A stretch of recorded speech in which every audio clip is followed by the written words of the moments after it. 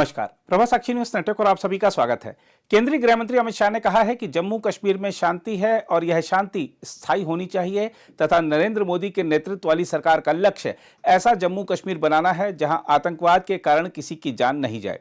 हम आपको बता दें कि वतन को जानो युवा आदान प्रदान कार्यक्रम के तहत राष्ट्रीय राजधानी आए जम्मू कश्मीर के युवाओं से बातचीत में अमित शाह ने यह भी कहा कि जम्मू कश्मीर के लोगों को किसी भी अन्य राज्य के लोगों की तरह पूरे देश पर समान अधिकार है और पूरा भारत केंद्र शासित प्रदेश के लोगों को प्यार और सम्मान की नजर से देखता है। उन्होंने कहा कि जब आतंकवाद खत्म हो जाएगा तो पुलिस की तैनाती की जरूरत नहीं होगी और वह दिन दूर नहीं है। शाह ने कहा जब शांति होगी तो पुलिस की जरूरत नहीं होगी। यह संदेश आपको अपने दोस्तों, परिवार और गांव तक ले जाना होगा। जब आप घर जाएं तो अपने दोस्तों, पड़ोसियों को बताएं कि पूरा देश शांति से रह रहा है और जम्मू कश्मीर के लोगों को भी शांति से रहना चाहिए। तो पूरे देश में काम करना है, पूरे देश के अंदर जीना है और ये देश ही हमारा घर है, तो फिर पूरे देश को जानना चाहिए या नहीं जानना चाहिए भाई? अरे जोर से बोलो बच्चों, जानना चाहिए या नहीं जानना चाहिए? तो इसीलिए भारत सरकार ने वतन को जानो कार्यक्रम बनाया है। बहुत लंबे समय तक कश्मीर में बहुत आपाधापी चलती रही। मोदी जी ने धारा 370 को समाप्त कर पूरे वतन को एक कर दिया। अब गुजरात है ऐसे ही कश्मीर है, महाराष्ट्र है ऐसे ही कश्मीर है, राजस्थान है ऐसे ही कश्मीर है, हरियाणा है ऐसे ही कश्मीर है। अब कश्मीर के बच्चों का देश पर इतना ही अधिकार है जितना दिल्ली के बच्चे का है। कश्मीर के बच्चे का देश पर इतना ही अधिकार है जितना राजस्थान के बच्चे का है। तो ये अच्छा हुआ या बुरा हुआ? जरा जोर से बोलो भाई, अच्छा हुआ या बुरा हुआ? तो ये बात को समझने के लिए, जानने के लिए आपको यहां लाया गया है। पहले ये सिखाते थे कि कश्मीर हमारा है और कश्मीर पर हमारा अधिकार है। वो तो है ही, आप वहां के जन्मे हो, वहां रहते हो, वहां के पासिंदे हो, तो आपका तो अधिकार है ही। मगर कश्मीर के साथ साथ 29 रियासतों पर आपका अधिकार हो जाए तो ये ज्यादा अच्छा है या नहीं, ये बताओ। और इसलिए कश्मीर के बच्चों के लिए एक कार्यक्रम बनाया है। कुछ बच्चे बहुत छोटे भी आ गए हैं, कुछ बच्चे 8 साल के हैं, कुछ 13 साल के हैं, 16 साल के हैं। ये देश हजारों साल से चलता है और अब 10 साल से इस देश को दुनिया में नंबर 1 बनाने के लिए हम मेहनत कर रहे हैं। अभी कोई बच्चे को पूछेंगे कि कहां पढ़ना जाना चाहते हो, तो वो कहेगा अमेरिका जाना चाहता हूं, कनाडा जाना चाहता हूं, ऑस्ट्रेलिया जाना चाहता हूं। 10 साल के बाद ये देश ऐसा बन जाएगा कि सभी दुनिया के देशों से भारत में बच्चे पढ़ने के लिए आएंगे। ये देश जब आगे बढ़ेगा तो आपका आगे बढ़ना स्वाभाविक है। घर में एक टीवी आएगा तो आपको फायदा होगा या नहीं होगा? होगा ना भाई। घर में एक अच्छा बाथरूम बन जाएगा तो आपको फायदा होगा या नहीं होगा? इसी तरह से ये देश जितना समृद्ध होगा, ये देश जितना आधुनिक होगा, ये देश का जितना विकास होगा, इसका आपका फायदा होगा। और ये करने के लिए 10 साल से हमारे देश के प्रधानमंत्री, वजीर आजम प्रयास कर रहे हैं। और आज जिस कश्मीर में पहले कभी पीने का पानी घर में नल से नहीं आता था, वहां पर 80% घरों में पीने का पानी पहुंचा दिया गया।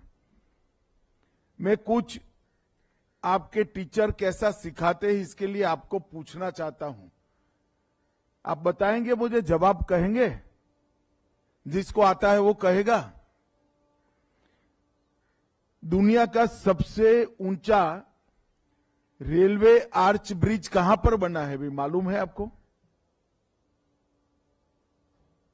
किसी बच्चे को मालूम है? बोलो। चिनाब वैली। चिनाब वैली कहां है? कहां है चिनाब वैली? रियासी में। कश्मीर में है ना। तो दुनिया का सबसे बड़ा रेलवे ब्रिज ये 10 साल में कश्मीर में बन गया। पूरी दुनिया वो रेलवे ब्रिज देखने के लिए आपके यहां आएगी। आपको अच्छा लगा या नहीं लगा? जोर से बोलो, अच्छा लगा या नहीं लगा? दुनिया की सबसे बड़ी टनल कहां है? टनल जो पहाड़ों के बीच में सुरंग कर कर जाने का रास्ता बनाते हैं, ये कहां है? एशिया की सबसे बड़ी टनल अगर देश में कहीं है तो पूरे एशिया में है तो हमारे कश्मीर में।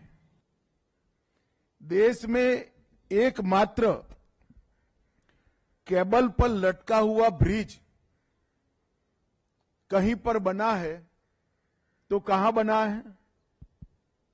वो भी कश्मीर में बना है। देश के एक राज्य का नाम बोलिए जहां पर 2 एम्स अस्पताल है।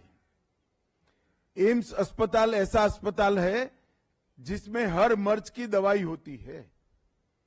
वहां दवाई तो होती ही है, बच्चे डॉक्टर भी बनते हैं। तो हर राज्य में एक ही है, मगर एक राज्य ऐसा है जहां 2 एम्स है। वो राज्य कौन सा है? बोलो भाई, मालूम है आपको? वो राज्य जम्मू कश्मीर है। एक ही राज्य ऐसा है जहां 2 IIM है। हर राज्य में भी एक IIM नहीं है। वो राज्य भी हमारा जम्मू कश्मीर है। और 24 बड़े कॉलेज और 8 यूनिवर्सिटी आप लोगों के पढ़ने के लिए वहां पर बनाए गए। ये सारी चीजें अब तक कश्मीर में नहीं होती थी, क्योंकि वहां पर बम धमाके, दहशतगर्दी, ये सब था। ये 10 साल में पत्थरबाजी भी बंद हुई, बम धमाके भी बंद हुए, दहशतगर्दी भी बंद हुई और आपकी स्कूल पूरा समय खुल गई। अगर आपकी स्कूल पूरा समय न खुले तो आप पढ़ सकते हो क्या? जोर से बोलो बच्चों, पढ़ सकते हो? तो 15 साल पहले आपके यहां ना ताजिया का जुलूस निकलता था, ना स्कूल खुली थी, ना सिनेमाघर थिएटर खुले थे। अब थिएटर ही नहीं खुले तो फिल्म कहां देखोगे? फिल्म देखना दुनिया को जानना चाहिए या नहीं जानना चाहिए? ये सारी चीजें बंद हो गई थी। ये 10 साल के अंदर कश्मीर के अंदर बहुत बड़ा परिवर्तन हुआ है। रोड, रास्ता, ब्रिज, अस्पताल, नए नए विश्वविद्यालय, IIM, IIT, ये सब तो बना ही बना। इसके साथ साथ पंचायत लेवल के और नगर पालिका के लगभग 36,000 लोगों को अधिकार देने का काम किया है। पहले पंचायतें नहीं थी, सिर्फ राज्य सरकार थी। अब आपके हर गांव में एक सरपंच होगा, पंचायत मेंबर होंगे। आप भी थोड़े बड़े हो जाओगे, 18 साल के बाद में पंचायत के मेंबर बन सकते हो, काउंसिलर बन सकते हो, तहसील पंचायत, जिला पंचायत का चुनाव लड़ सकते हो। ये पूरा परिवर्तन ये 10 साल के अंदर हुआ है। और पहली बार आप जयपुर गए, आपको अनुभव आया होगा, पूरा देश कश्मीर के बच्चे और कश्मीर के अवाम को बहुत प्यार से और सम्मान से देखने लगा है। ये परिवर्तन इसलिए आया है कि जम्मू कश्मीर में शांति हुई है। तो बच्चों, विकास कब आ सकता है? विकास तभी आ सकता है जब शांति होती है। और इसलिए आप सबकी जिम्मेदारी है, आपके घर में, आपके स्कूल में, आपके गांव में, आपके दोस्तों को, आपकी सहेलियों को, आपके रिलेटिव जितने भी सगे संबंधी है, इस सबको कहना पड़ेगा कि पूरा देश शांति से जी रहा है, हमें भी शांति से जीना चाहिए। झगड़ा करने से, टेररिज्म से, दहशतगर्दी से किसी का फायदा नहीं। और हजारों लोग, ये 30 साल के अंदर 38,000 कश्मीर में लोग मारे गए। अब एक व्यक्ति मारा जाता है तो पूरा परिवार तबाह हो जाता है। अब उसके अंदर नागरिकों की मृत्यु में 80% कमी आ गई। लोग खुश है, देश भर के लोग कहते हैं 80% कम हो गया, मगर मैं खुश नहीं हूं भाई। एक भी नागरिक मरना नहीं चाहिए, हमारे जम्मू कश्मीर का एक भी युवा नहीं मरना चाहिए। ऐसा जम्मू कश्मीर आप लोगों को बनाना है और इसके लिए ही आपको यहां लाया गया है। ये पूरा विशाल देश, जम्मू कश्मीर से ट्रेन में बैठकर आप जयपुर गए, जयपुर से दिल्ली आए, यहां से वापस जाएंगे, ये पूरा देश आपका है। जैसे जम्मू कश्मीर आपका है, ऐसे पूरा देश आपका है। और ये भाव के साथ, इस बात के साथ आप वापस जाइए।